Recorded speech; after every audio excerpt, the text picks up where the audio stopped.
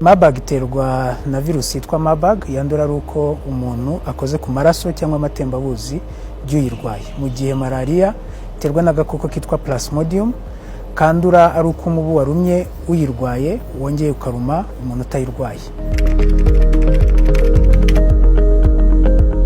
Izo ndwara uko ari ebyiri zihuriye ku bimenyetso nko kubabara umutwe, gucika intege, kugira umuriro ukabije, kubabara imikaya, kubabara mu nda, guhitwa, kuruka. Ariko kuri Murbug by'umwihariko impiswi n'ibirutsi bikaba bishobora kwivanga n'amaraso.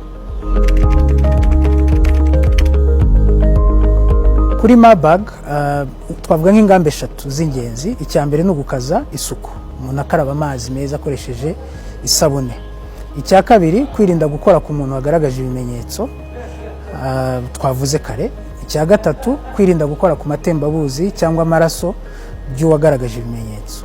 Mu gihe kuri malaria aho bisaba kuryama mu nzitiramibu ikoranye umuti cyangwa gukoresha ubundi buryo bwatuma utaribwa n'umubu wagutera malaria.